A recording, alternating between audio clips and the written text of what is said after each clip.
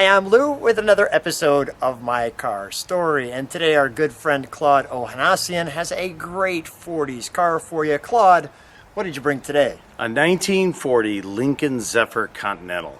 And the engine on this one? V12. V12. Here we go with this one. We'll take a look at this. Come on back with me for a second, Claude. All right. You know the routine, where to speak. Now, how long have you had this one? I've had this since August of last year. And this one has a little interesting story behind it. Why did you have to have this one? What made this one special for you? Well, when I was a little boy, there were two cars that I absolutely thought were the greatest cars ever made, the most beautiful cars ever made. One was the 1957 Thunderbird, and the other was the 1940 Lincoln Zephyr Continental. With the V12. And this hood ornament has a little special purpose. Your turn signal lights up here, and the lamps, the wonderful waterfall-like grille. Alex, if you'd be kind enough, we'll actually start with the engine compartment. So the handle does that. Let me show that. It does that. Show how that turns. So that actually opens it, and then you take this little hook here, and we have that. Now you can see these bugles, although that the horns are working. So go ahead, Alex, give us a toot. That sounds like that boat's cruising.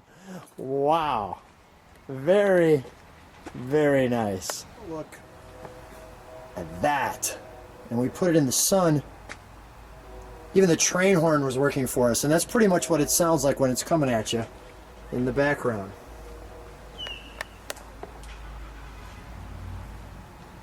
So your oil motor filter there, it's stating.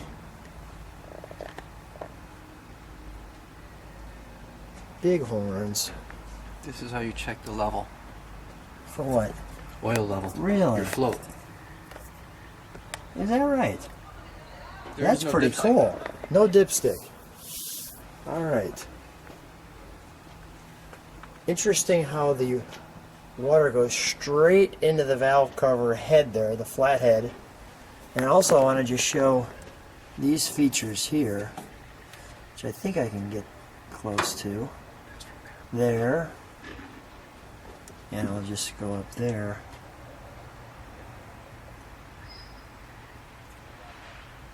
To there.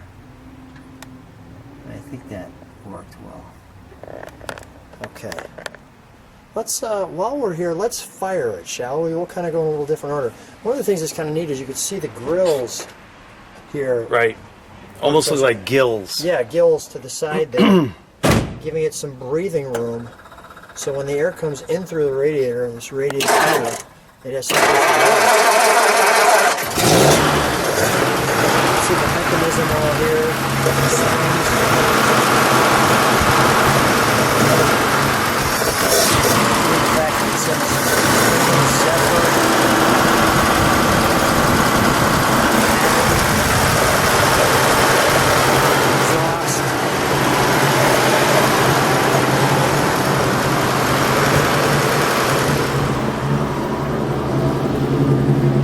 Alex, would you be kind to step on the brakes for just a second? Thank you.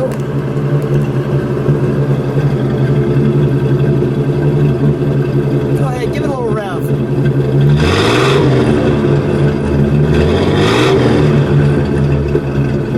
Nice. Okay, we'll shut that down.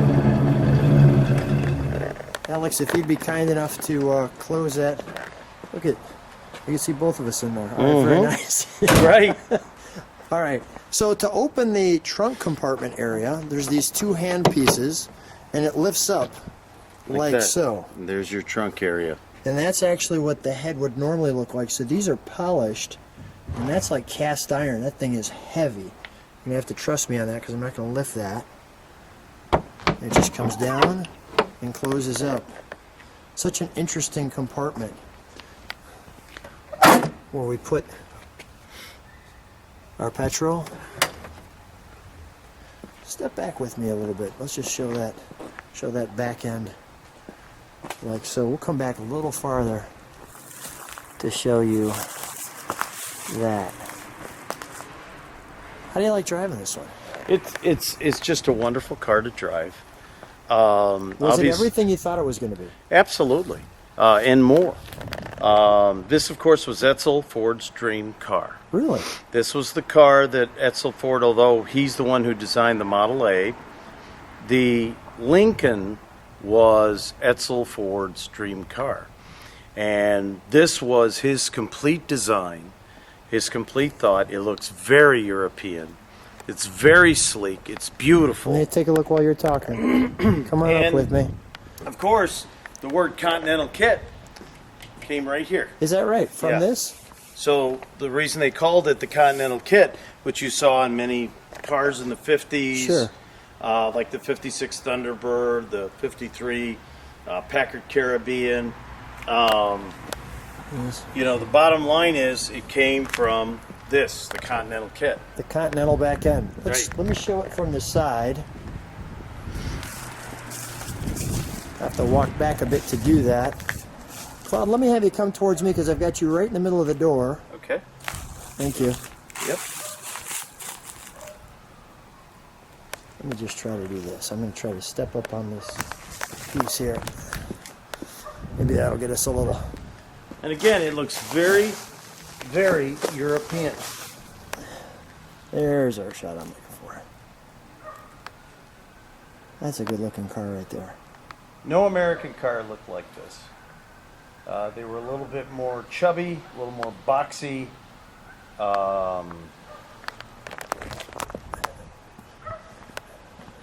Just the mirror.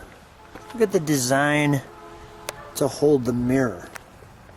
How that piece works there. Lou, one of the reasons you know that it's a Zephyr is because of the fact of the gold trim. It's actually gold trim. Inside the car. Inside the car and also on the hood ornament. Thank you, Alex. You see the gold trim on the handles? So if it wasn't, would it just be a Lincoln? It would be a Lincoln. So the gold makes it a Zephyr. Right. So kind of two levels. Let's call it the regular and the deluxe. And the deluxe. The deluxe would be, well, you guessed it, the Lincoln Zephyr. I want to just show that interior just like that. One of the things, speaking of, because so we've got some chrome pieces here, but you're right, we've got these gold little ashtrays. Right. And then this one's 3 on the tree. Right.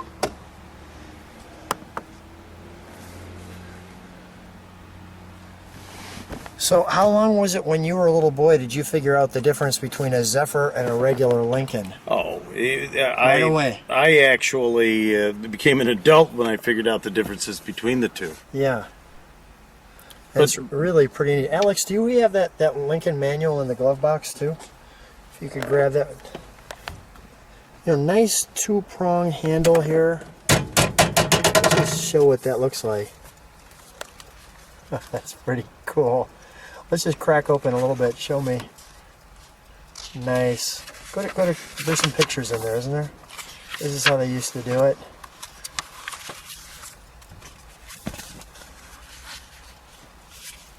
Yeah. Look at that. Your lubrication. Go like one page forward or back. I think it'll have a picture of something. Yeah, there we go. Actually shows you the crankcase and everything. That's awesome. All right. I like that little, just in case you didn't know, it's a V12. And the beautiful way that mirror is designed as well.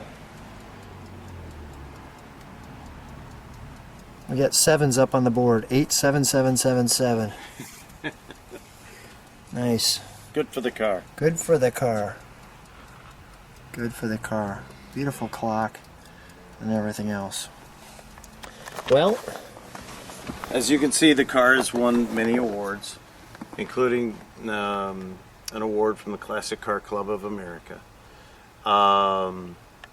It's just one of the most beautiful American cars ever made.